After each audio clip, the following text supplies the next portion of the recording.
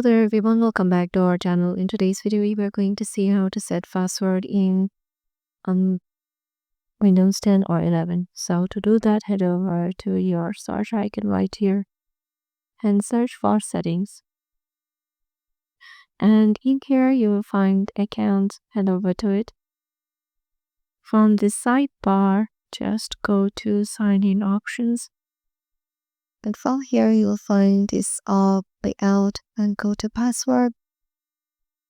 And as you can see, my account doesn't have a password, so I have to add a password before I can use the other sign-in options. So tap on that.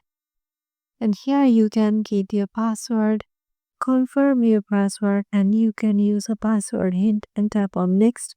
And your password will be set up. So yeah, this is how you can just set password in your Windows 10 or 11. Hope this video will help you out and we'll see you in the next video.